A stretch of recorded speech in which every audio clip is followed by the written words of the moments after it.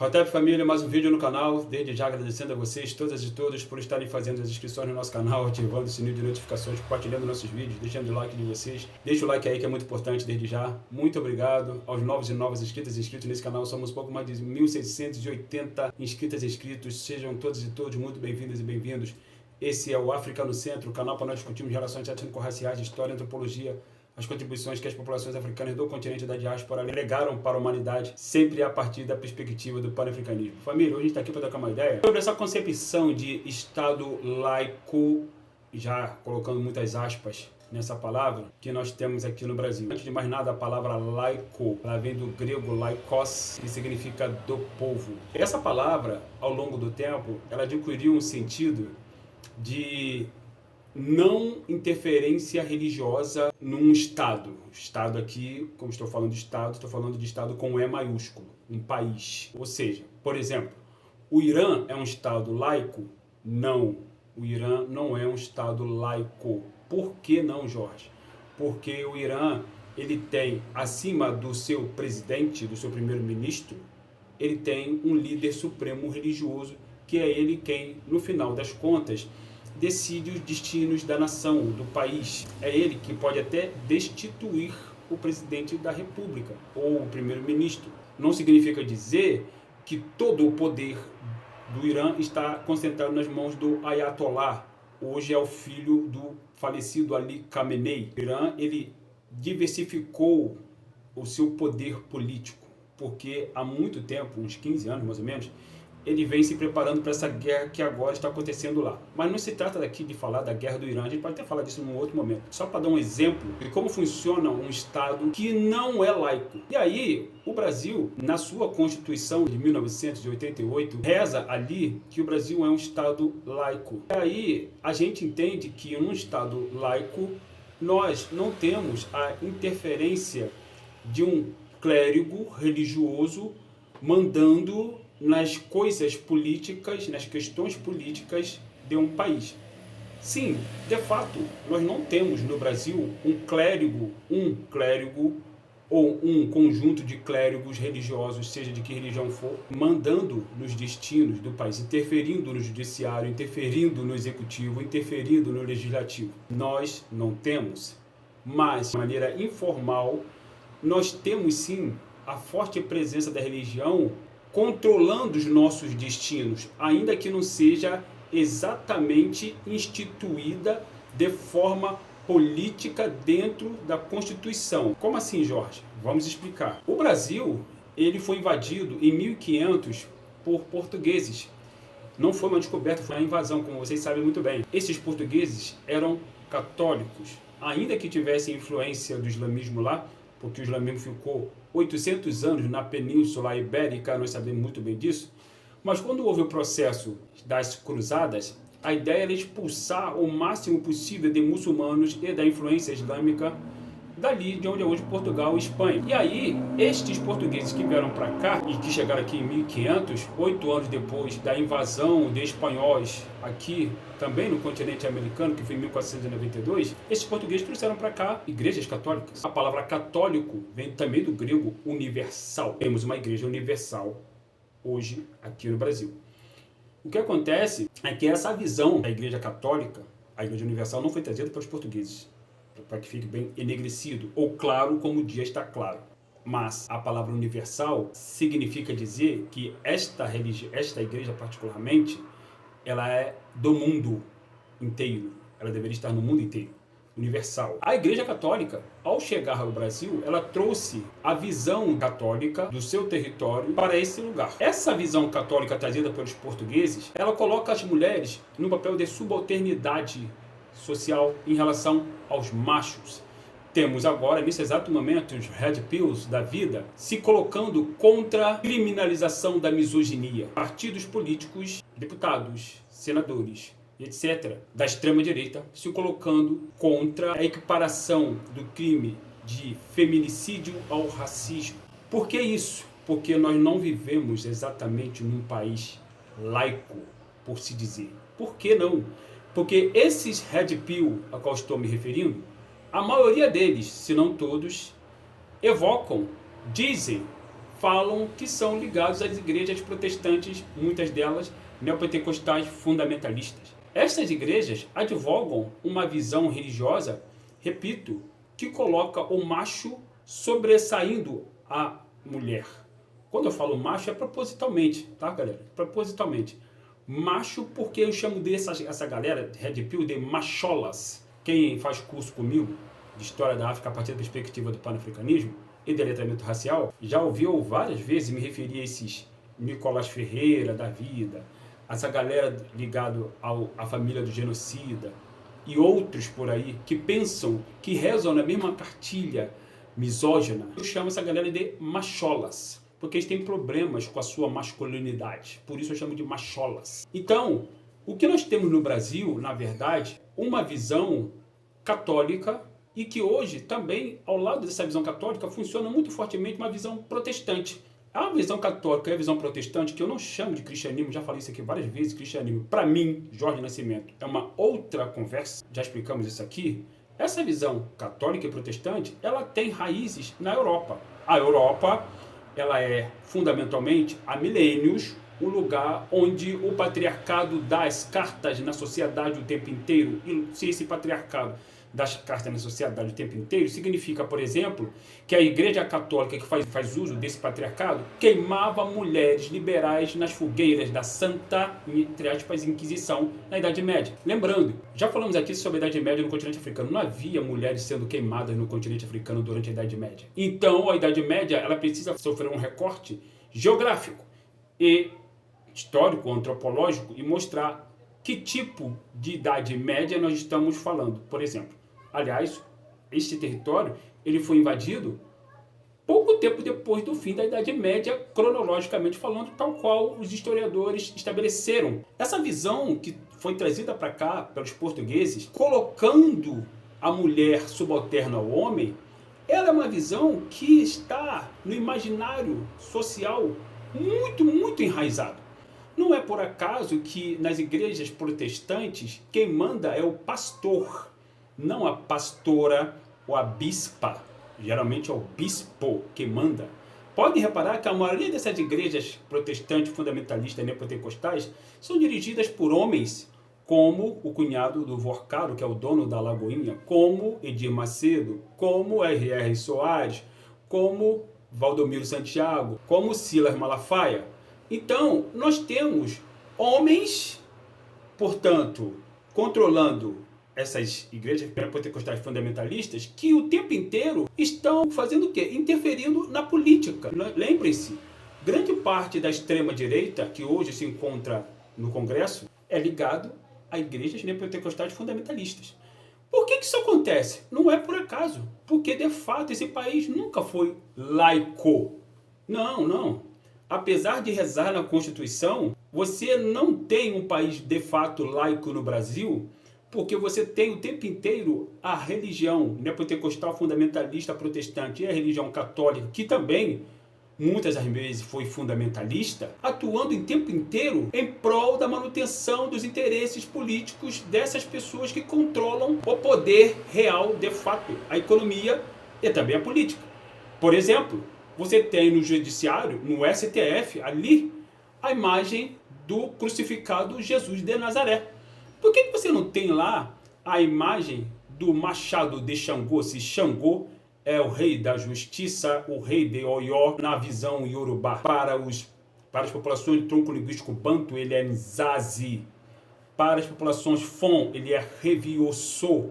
Mas Xangô, ele tem a sua origem na antiguidade histórica, já comprovada por Sheikh Anta Diop, que o localizou em Cuxi e o seu nome era Obato Kosso, amante da caça e da guerra, cujo culto atravessou o continente africano e foi se instalar na costa oeste do continente africano, entre Yorubás, entre Fons e entre as populações do tronco linguístico Bantu. No continente africano havia sociedades que eram controladas por clérigos religiosos? Não necessariamente. Haviam sociedades que eram controladas pela monarquia, só que essas monarquias, desde o antigo Kemet, eram monarquias constitucionais. As monarquias constitucionais que você encontra na Idade Média africana, que é totalmente o contrário da monarquia absolutista que você encontra na Europa, por exemplo, no mesmo período histórico. O que significa ser uma monarquia constitucional? Significa dizer que o rei ele não tem todos os poderes na mão dele e nem os sacerdotes que estão ali também participando da política, das tomadas de decisões que impactam a vida da sociedade, também não tem todos os poderes nas mãos deles. Inclusive, ali você tinha, na Idade Média africana, sociedades que funcionavam com assembleias. Essas assembleias eram compostas por pessoas escolhidas pelo povo. Inclusive, havia até o representante dos servos nestas assembleias. Então, voltando para o Brasil, é só para vocês verem como é que funcionavam, basicamente, as sociedades na Antiguidade e rapidamente na Idade Média, no continente africano, na Europa, e vocês perceberem que na Europa, esta visão absolutista, ela foi trazida para cá para o Brasil, né? Onde não necessariamente você tem um rei aqui que manda em tudo, mas de maneira subliminar, sutil, você tem clérigos religiosos que o tempo inteiro estão sendo mostrados ao lado de figuras políticas proeminentes. Não por acaso, o genocida cujo nome não deve ser pronunciado, ele foi muitas das vezes mostrado ao lado do Silas Malafaia, ao lado do Edir Macedo.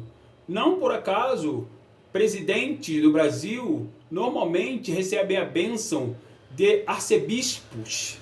Normalmente vão a igrejas católicas, mas você não os vê dentro de terreiro de Umbanda e Candomblé. Você não os vê naqueles lugares ali. Por que não? Porque esses lugares foram demonizados tanto pela igreja católica como pela igreja protestante. E você, enquanto um político, querendo votos, você ser visto, estar vinculado a uma visão que foi demonizada, associada ao demônio, ao Satã, e que nunca praticou essas visões, visão do demônio nunca foi parte da antropologia das sociedades africanas. Ela foi construída no berço setentrional, ela foi construída na Eurásia. É preciso explicar isso, mas você, por nós termos as cosmovisões religiosas africanas historicamente satanizadas pela Igreja Católica no primeiro momento, já falamos aqui inclusive o que o padre Marcelo Rossi falou a respeito das cosmovisões africanas.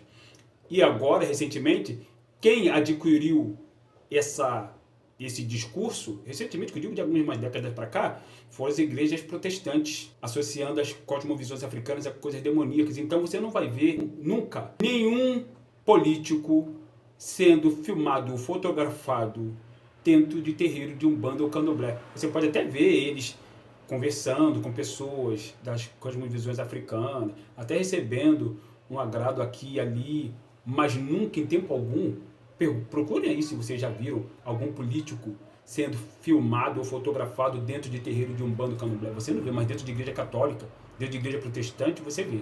Uma outra questão fundamental é que esse dinheiro que você tem aí na sua mão, essas notas de reais, de 5, de 10, enfim, de 100, de 50, de R$2, todas elas, todas, sem exceção, trazem a seguinte frase: Deus seja louvado. Que Deus essas notas estão se referindo exatamente? O Deus católico que foi trazido para cá pelos portugueses, o mesmo Deus católico que foi usado para catequizar as sociedades indígenas, quando não destruí-las, quando não aculturá-las, o mesmo Deus católico que foi usado para catequizar africanos escravizados, quando não matá-los, quando não destruí-los, quando não torturá-los, por exemplo. Quando não colocar as mulheres negras e indígenas num papel ainda maior de subalternidade em comparação com as mulheres brancas. É preciso salientar. Porque é preciso fazer sempre o recorte racial em todas as análises que nós fazemos aqui. Então, aqui no Brasil, você não tem um país exatamente laico. Por que você não tem? Porque você percebe que a polícia ela não invade igrejas católicas e protestantes e sai destruindo. Ela invade terreiro de candomblé e sai destruindo. Está documentado isso. Inclusive, existe no Museu da Polícia uma série de objetos sagrados que foram devolvidos há alguns anos atrás. O que esses seus objetos estão fazendo lá no Museu da Polícia? Porque eles foram roubados. Foram roubados por quê? Porque aqui você não tem, repito, em âmbito institucional, uma visão realmente laica. Você tem uma visão católica e barra protestante disfarçada de visão laica. E uma outra coisa que é importante também, fundamental, é explicar. Não se enganem. Vocês vão lembrar que recentemente o genocida, cujo nome não deve ser pronunciado, foi amplamente apoiado por a Igreja Universal do Edir Macedo. Porque este Edir Macedo, através da sua rede de televisão chamada Record e suas afiliadas por aí, tem o projeto de controlar este país tal qual acontece no Irã, que a gente falou lá no início do vídeo, né? Ele ser o clérigo a controlar este território. Já teve um balão de ensaio com o genocida, teve um outro balão de ensaio com Marcelo Crivella sendo prefeito daqui do Rio de Janeiro, por exemplo, né? Perseguindo as religiões de matrizes africanas. Temos aqui uma comunidade chamada de Complexo de Israel, por exemplo, onde as pessoas ali que são do axé não podem utilizar suas vestes brancas, pessoas de outras religiões são perseguidas, onde a grande parte dos criminosos que estão ali foram cooptados nas penitenciárias por protestantes, pastores protestantes, para levar esta visão belicista, religiosa, para as comunidades. E não é por acaso que lá tem a bandeira de Israel, porque Israel, na visão absurda, distorcida dessas pessoas, é a terra prometida por Deus, esse Deus, o mesmo Deus que está na nota aí, de 10, de 50, de 100 reais, agora de 200 também, né? O mesmo Deus. E esse Deus, ele é anti-negro. Lembremos, lógico que ele é. Até porque na própria Bíblia está dizendo ali que Cã, ele é o pai dos negros. E Cã tem uma maldição que foi passada para o seu filho Canaã por Noé. Noé era branco? Qual era a cor do Noé? Por que os hebreus escreveram isso? E por que isso chegou até a contemporaneidade? Porque o racismo trouxe até aqui. Significa dizer que todos os católicos protestantes são racistas? Não. Mas significa dizer que esta visão é uma visão racista. Ela é muito racista. Uma visão racista que está impregnada na política, percebam, está impregnada nas mídias tradicionais, nas TVs, lembrem-se, não é por acaso que elas controlam corações e mentes com uma facilidade gigantesca, porque o audiovisual faz a cabeça do nosso povo o tempo inteiro, do nosso povo preto particularmente. Não é por acaso que muitos pretos estão em igrejas católicas e protestantes. A gente vai falar isso aqui até num outro momento, não é por acaso isso. Mas o papo aqui é fundamental, família, para vocês compreenderem que este território aqui, de laico, ele só tem um nome, mas ele é muito bem disfarçado a presença e a influência muito forte dessas religiões europeias. O catolicismo europeu, o protestantismo europeu. O catolicismo nasceu na Itália, por volta de 2000 anos atrás. O protestantismo nasceu na Alemanha, um pouco mais de 500 anos atrás, 1517, quando Martinho Lutero, que era um monge agostiniano da Ordem de Santo Agostinho, colou as 95 teses dele lá em frente ali no mosteiro onde ele pregava, e rompeu com a Igreja Católica, mas manteve intacta a estrutura racista, a estrutura misógina dentro da sua cosmovisão, essa mesma cosmovisão que advoga aqui, e que advoga nos Estados Unidos, que advoga no mundo afora. É uma visão que mostra um Deus branco, barbudo, parecido com Karl Heinrich Marx, né? Interessante. Branco, barbudo, seu filho branco, também barbudo, e os anjos todos brancos, loiros, com asinhas, né? E os santos católicos todos brancos, normalmente, um ou outro ali representado como preto, mas isso é uma outra conversa que a gente vai poder explicar também num outro momento. Uma outra questão aqui que é importante salientar é que, se vocês olharem nos quartéis, eu estou voltando para falar que eu fui da aeronáutica durante 4 anos, né? Eu fui da FAB durante 4 anos, você tem ali os capelães. Os capelães são todos católicos. Você tem ali as capelas dentro das OMs militares, OMs, organizações militares. Vou voltar para falar porque fui 4 anos da FAB, 4 anos. Né? Eu servi na UNIFA, Universidade da Força Aérea, lá em Campo dos Afonsos, lá no Campo dos Afonsos, e servi também no DAC, Departamento de Aviação Civil, aqui no centro da cidade. Então, na UNIFA, você tinha os capelões, você tinha ali os militares capelães, católicos, rezavam missas ali dentro. Como pode ser laico se você tem missas rezadas dentro de instituições militares? O que os militares tem a ver com a religião católica? O que o catolicismo, que em tese prega paz, tem a ver com militares que são treinados para a guerra? Vocês já se perguntaram isso? Pensem sobre isso. Vocês podem ver que esses políticos falam o tempo todo em Deus, família, Deus, pátria, família, como Adolf Hitler, né? O Papa de Hitler, né? Falava o tempo inteiro. Como que você vai dizer que esse país aqui é um país laico na essência? Nunca foi, família. Claro que não. Nunca foi. Países, qualquer país que tiver uma influência religiosa na política, na economia, não pode ser chamado de laico. Ele é laico de direito, que está lá rezando na CF de 1988, mas não de fato. Não, de fato não é, porque o fato é que a influência católica ela está muito fortemente presente na política brasileira, o tempo inteiro. Todas as vezes que um político está buscando um cargo público, ele vai pedir bênção aos cardeais, literalmente, os cardeais da Igreja Católica e os cardeais da Igreja Protestante, porque são eles que influenciam a sociedade brasileira como um todo. Pode reparar nisso. Isso está cristalino, está claro, como o dia está claro. Dado o recado, venham todos e todos fazer o meu curso de História da África, já mencionado aqui, e de letramento racial, a partir da perspectiva do panafricanismo, aulas síncronas online comigo. Em breve a gente volta aqui para um novo bate-papo, trocar uma outra ideia. Estamos juntos sempre. Hotep, África no Centro.